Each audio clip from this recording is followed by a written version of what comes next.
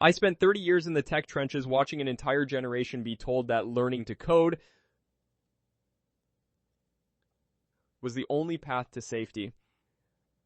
But today, while AI is deleting entry-level software jobs by the thousands, it still can't fix a burst pipe or wire a data center. I've secured my own sovereignty, and I'm telling you that a 20-year-old apprentice welder is now on a path to out-earn a debt-ridden computer science grad by age 25. Today I'm going to show you the math of the asymmetric trade bet, the only career strategy that makes sense in a disrupted world. Mike Rowe stood up at Carnegie Mellon in February of 2026 and said something that most of academia still won't admit. He said, "We've been telling kids for 15 years to learn to code. AI is coming for the coders. It's not coming for the welders." That clip has been shared across every platform, millions of views, and the reason it went viral isn't because Mike Rowe is famous. It's because he said out loud what the data has been screaming for years, and everyone in the education establishment has been too invested, financially, ideologically, institutionally, to acknowledge. So let me give you the data. Because this isn't an opinion piece, this is a math problem. And math doesn't care about your feelings or your diploma. Entrepreneur.com reported in February 2026 that only 30% of college graduates are landing entry-level jobs in their field. 30%. That's a 5-year low. 7 out of 10 kids walking across that graduation stage with a degree in their hand and debt on their back are not getting the job they were promised. The Washington Post ran a piece at the end of January 2026 with this headline, "For the first time in 50 years, college grads are losing their edge." 50 years. That means the college premium, the income advantage that justified the cost of a 4-year degree for 2 generations, is eroding in real time. Andrew Yang's research shows that college-degreed Americans now make up a record 25% of all unemployed. 1 in 4 unemployed people in this country has a bachelor's degree or higher. That number was unthinkable a decade ago. It's reality now, and here's the part that makes this a crisis instead of just a trend. The average student loan debt for a 2026 graduate is $38,000. That's the average. For kids who went to private universities or stayed for a master's degree, it's 60, 80, 100,000. That debt starts accruing interest the moment they graduate. It follows them into a job market where 70% of them won't land in their field. It follows them into their late 20s, their 30s, into marriages and mortgages and decisions about whether they can afford children. It's not just a financial burden, it's a structural constraint on every major life decision for the next 10 to 20 years. It delays home ownership, it delays family formation, it delays wealth building. It puts an entire generation on a slower trajectory at the exact moment the economy is accelerating. Now layer AI on top of that, because the disruption isn't coming. It's here. Entry-level coding jobs, the exact jobs that every high school guidance counselor in America has been pushing kids toward for the last 15 years, are being automated, not theoretically, right now. Companies are using AI to write boilerplate code, to handle testing, to manage documentation, to build basic applications that used to require a team of junior developers. The junior developer pipeline is collapsing because the work that junior developers used to do, the grunt work, the repetitive work, the learning on the job work, is being done by machines that don't need salaries, benefits, or onboarding. A computer science degree that cost $38,000 and took 4 years to earn is now competing with a tool that costs $20 a month and improves every quarter. That's not a career path.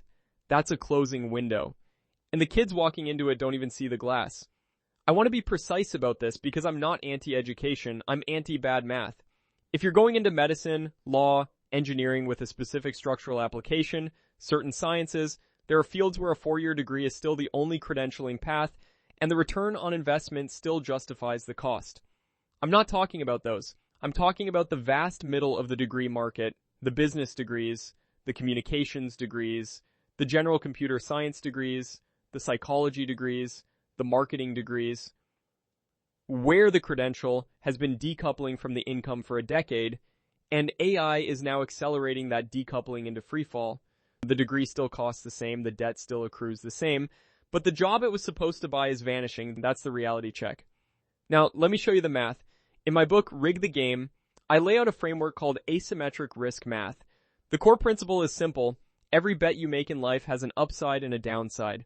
A smart bet, an asymmetric bet, is one where the downside is capped and manageable, but the upside is open-ended or disproportionately large relative to the risk. A bad bet is the opposite. The downside is uncapped or catastrophic, and the upside is limited or uncertain. Most people never think about their major life decisions this way. They think in terms of prestige, expectation, what their friends are doing, what their parents did. But when you strip away the emotion and evaluate any major decision through the lens of risk and reward, the right choice usually becomes obvious. The math does the thinking for you. I use a tool in the book called the 10-bet experiment. Imagine you had to make the same bet 10 times, not once, 10 times. If you went to college 10 times under current conditions, 3 times you'd land the job, 7 times you wouldn't. All 10 times you'd carry the debt.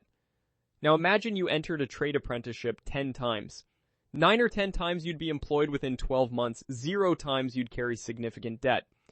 All 10 times you'd have a marketable skill anchored to physical reality. When you run the bet 10 times, the variance washes out and the expected value becomes clear. That's how you make structural decisions.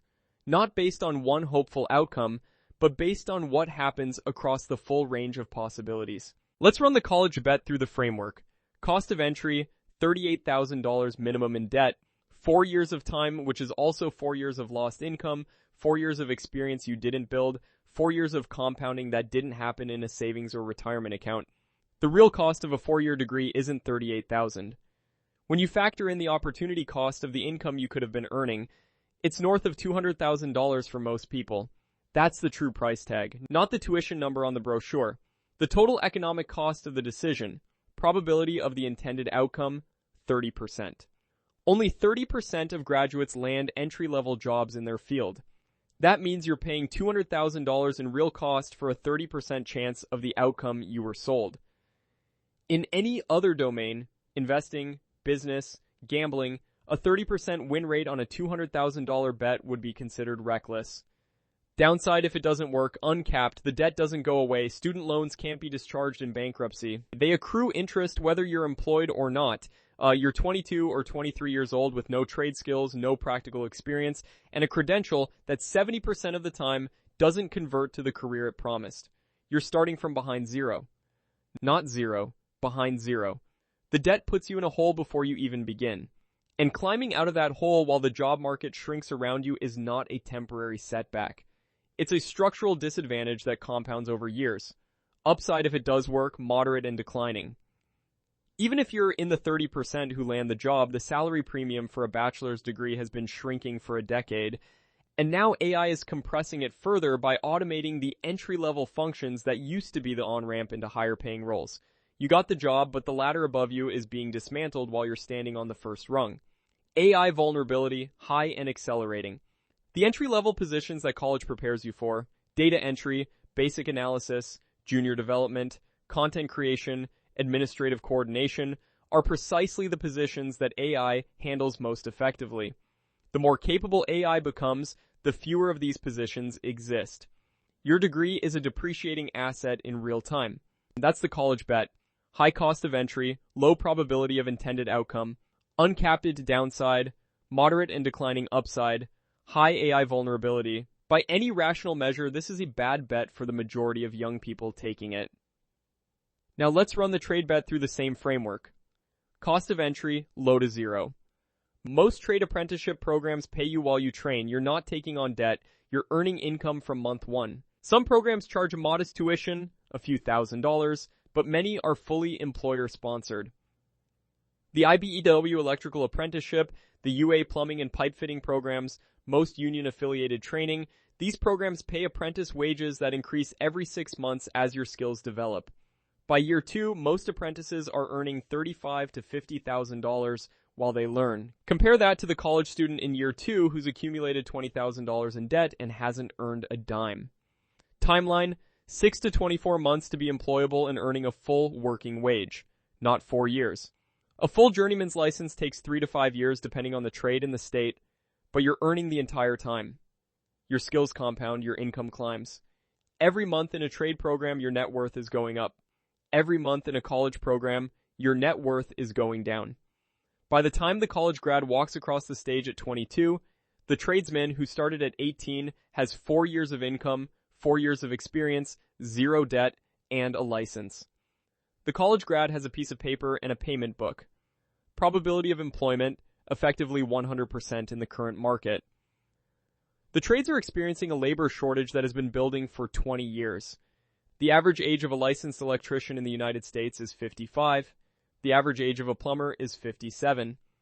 An entire generation of tradesmen is aging out, and the generation behind them was told to go to college instead of learning a trade. The result is a supply and demand imbalance so severe that any competent tradesman with a license can find work within days. Not weeks, not months. Days. In most markets, the phone is ringing before the ink on the license is dried. Downside if it doesn't work, capped and minimal. The worst case scenario is that you don't enjoy the trade you chose or the work isn't for you. You spent 6 to 24 months learning a skill. You earned money while doing it. You have no debt. And you can pivot to a different trade, a different career, or a different path with zero financial damage. The trade bet's worst case is better than the college bet's average case. Think about that. The floor of one bet is higher than the midpoint of the other. Upside, uncapped.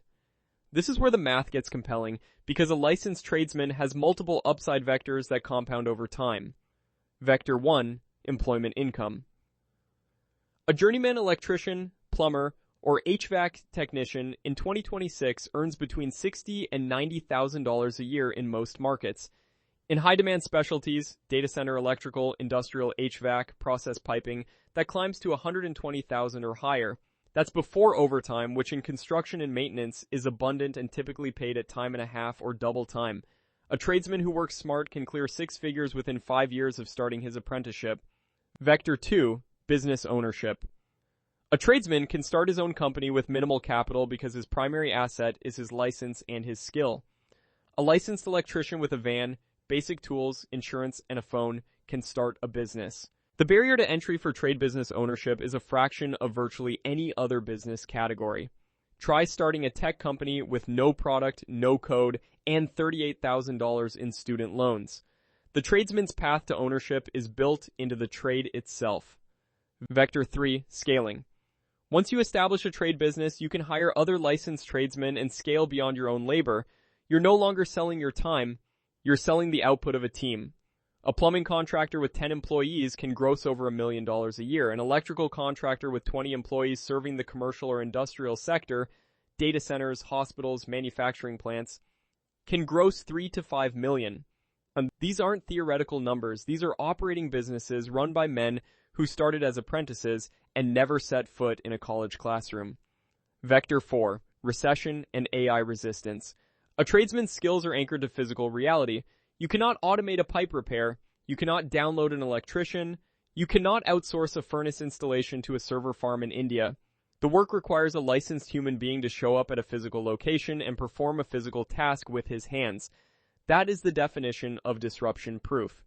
Every wave of automation, every advance in AI, every economic downturn that eliminates white-collar positions, the trades remain.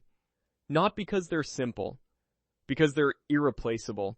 The physical manipulation, the environmental adaptation, the problem-solving in uncontrolled real-world conditions, these capabilities are decades away from automation, if they're ever automated at all.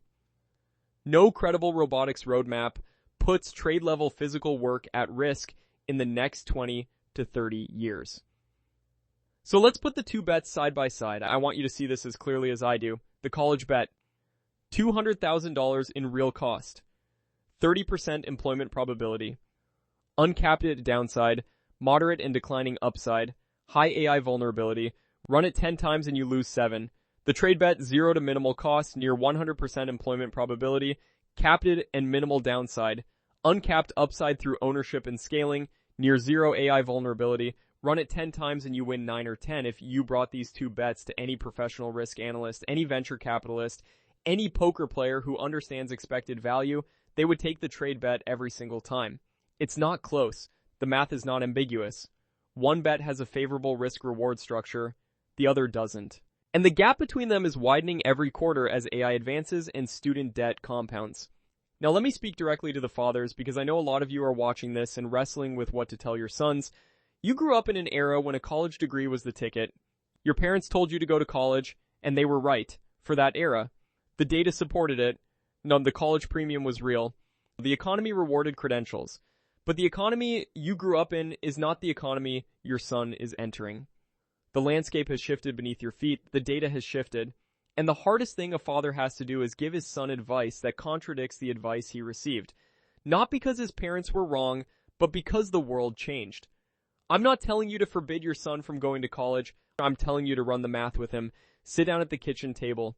Look at the cost of the specific degree he's considering. Look at the employment probability for that degree. Not the brochure number, the real number. Look at the AI vulnerability of the entry-level positions that degree leads to. And then look at the trade alternative. Look at the apprenticeship programs available in your area. Look at the starting wages, the journeyman wages, the business ownership trajectory. Let the numbers do the talking. Because a sovereign man and a sovereign father doesn't make decisions based on cultural momentum or prestige or what the neighbors think. He makes decisions based on the math. And the math right now is pointing in one direction. A sovereign man doesn't gamble. He takes asymmetric bets where the downside is capped, the upside is uncapped, and the math is undeniable. The asymmetric trade bet is the clearest example of that principle operating in the real economy in 2026. Low cost, high probability, capped downside, uncapped upside, AI proof. The only question is whether you're willing to ignore the outdated cultural script long enough to see the numbers sitting right in front of you. AI is coming for the coders. It's not coming for the welders. Mike Rowe said it. The data proves it. The math confirms it. The only question left is what you're going to do about it. If you like this content, please like and subscribe. It keeps the motor running. And if you'd like to learn more, check out my books on Amazon or click the links below.